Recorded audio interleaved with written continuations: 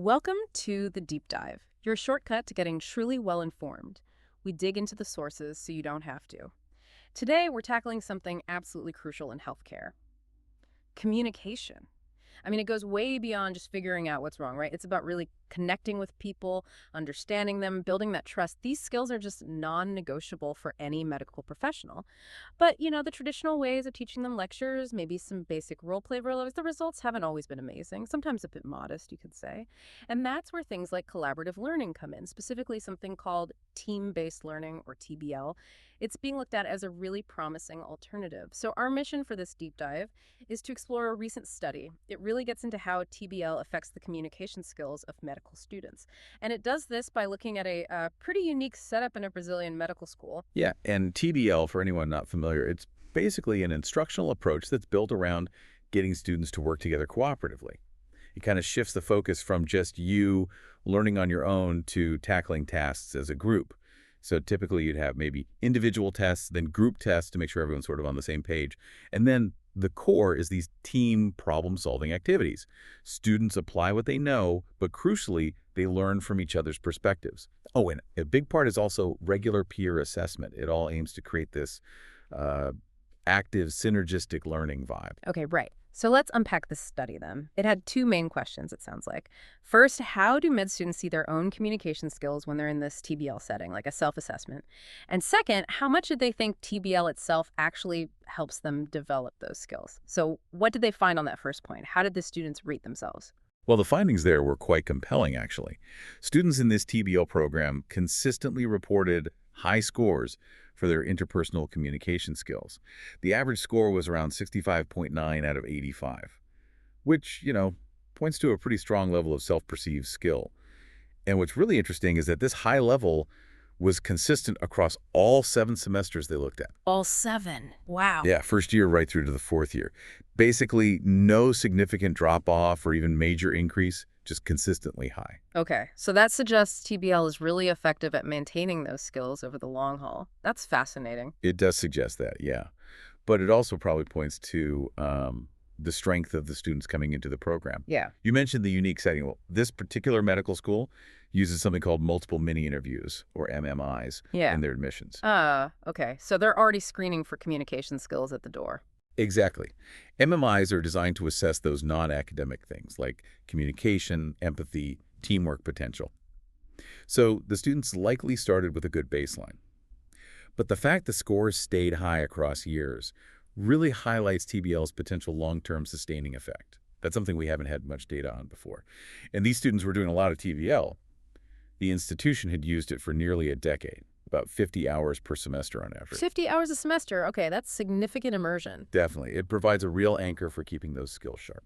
So, okay, they rated their skills highly. But what about that second question? How did they feel about TBL's direct contribution?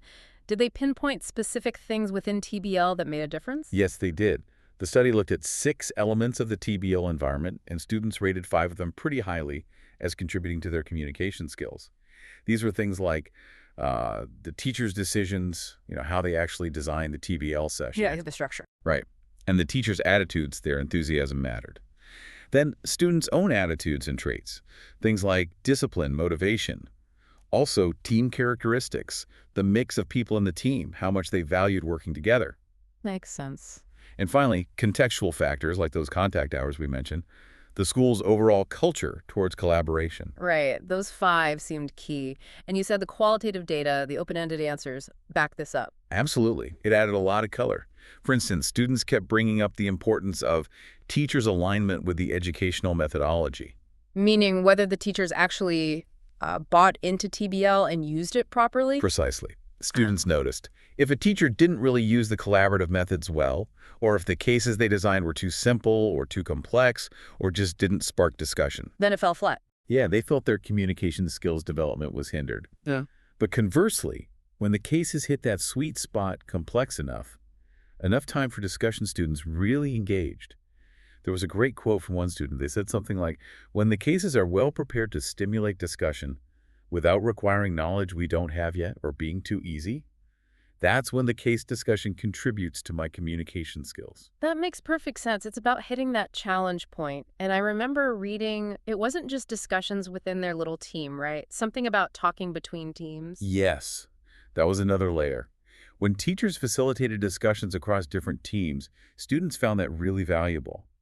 One student mentioned how discussing cases between teams, and specifically defending the team's point of view, which might not even be their personal view. Ah, having to argue for the group's consensus. Exactly. They said it strengthens my discussion skills. It teaches you to articulate and advocate for a collective position, Mm. not just your own opinion. That's a really sophisticated skill to practice. It really is. And it just underlines how important it is for teachers to stick to the TBL design principles. It's not just, get into groups. The activity design is everything. Okay, another factor you mentioned was students' attitudes in the teams. How did that play out? Well, fairly predictably perhaps, when students felt like their teammates were engaged and actually wanted to work as a team, the discussions were just much more productive. And that directly fed into better communication skill practice. Right. It created a positive feedback loop. People felt more comfortable sharing, debating, listening. As students also talked about learning to adapt their communication style when teammates were going through personal difficulties. One participant put it very insightfully, something like, "The unpredictability of life leads us to problematic situations, which requires great communication skills to comfort, demand, and motivate." Wow, that's real life intruding into the classroom and them learning to navigate it. Powerful stuff. It really is. Learning to handle those sensitive interpersonal moments. And didn't this program do something unusual with the teams? Shuffling them every semester. Yes, they did. Teams weren't static. They were reformed each semester. Yeah. And surprisingly, perhaps, many students saw this positively, even though they admitted it was tiring. Tiring but valuable. That was the sentiment. One student said, "Working every semester with different people is tiring, but it is gratifying when you realize how much it helps handle interpersonal conversations." So constantly adapting to new personalities, new dynamics. Exactly. It forces you to hone your ability to communicate effectively with a wide range of people. Great practice for the real world of healthcare teams. But it wasn't all smooth sailing with the team dynamics, was it? Did students mention any downsides? Oh, definitely. They were quite candid about the challenges. Things like differing levels of motivation within a team could really stifle discussion, or simply a lack of affinity, just not clicking with certain teammates. That could make discussions feel forced or stressful. Yeah, group work can be tough sometimes. Right. And there was also the fear of conflict. Some students felt that a lack of connection or affinity diminishes the discussion and generates stress. Another mentioned feeling inhibited if there were more, quote, arrogant people in the group, finding it harder to speak up. So the psychological safety within the team really mattered. Hugely. It shows how those subtle group dynamics can have a big impact, just like in any workplace team. Absolutely. Okay, so that covers 5 of the 6 elements. The last one was formative assessment, the self, and peer feedback. What was the story there? You mentioned a downward trend. Yes, this is probably the most surprising finding. Formative assessment, which includes both self-assessment and, crucially, peer assessment, getting feedback from your teammates. While first-year students really valued this for improving communication skills, that appreciation dropped off quite significantly in the later semesters. And that seems counterintuitive, doesn't it? Because feedback is usually seen as so vital for skill development, especially communication. It does seem odd at first glance, but the qualitative comments, again, offered some clues. What were they saying? Why did they value it less over time? Well, some students still found it useful if the feedback was specific and constructive, but a lot of them reported issues. Many felt their peers just didn't take the peer assessment process seriously, or worse, they weren't honest. Not honest. How so? There seemed to be a fear of causing friction or intrigue in the team, as one student put it. So people would just give positive, bland feedback to avoid conflict or gossip. One student was very direct, saying, "There is a certain fear. I realize that many people aren't honest to avoid intrigue.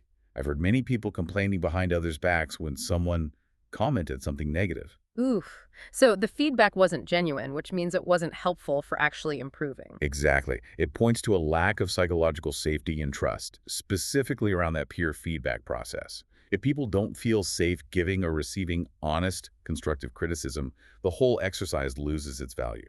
That's a really critical point. The mechanism designed for improvement was undermined by the social dynamics. Okay, so let's zoom out. We've covered a lot of ground. What are the big takeaways here for you, for our listeners, whether they're students, educators, or just interested in collaboration? Well, I think the first big takeaway is that TPL can be really effective, not necessarily at dramatically boosting communication skills from zero in this specific context because of the high baseline, but certainly at maintaining those high levels over several years of intense medical training. Which is pretty significant in itself. It is. But the second key point is that TBL's success isn't automatic. It's not just the structure. It really hinges on how it's done. You need that teacher commitment, the right attitudes from students within the teams, and really intentional design of those case discussions to make them challenging and meaningful. Right. The implementation is critical. Educational institutions thinking about this need to consider those factors seriously. Definitely. More collaborative learning seems beneficial, but it needs careful execution. And while TBL clearly helps students maintain skills and gives them that crucial experience with diverse personalities, which is invaluable, the whole issue around peer feedback is a major caveat, isn't it? It really is. It's a real eye-opener. It highlights that even with a solid structure, that human element of trust and psychological safety, especially around giving and receiving feedback, can be a major hurdle. So it leaves us with a question, maybe. I think it does. If students don't feel safe enough or don't trust the peer feedback loop, how much potential learning are they actually missing out on? And maybe the bigger question for educators is, what more can we do? How can learning environments better foster that genuine psychological safety and trust? Enough trust so that students feel okay giving and receiving truly honest, constructive feedback that actually helps them grow, not just in communication, but across the board in their professional development. Something important for all of us involved in learning and teamwork to think about.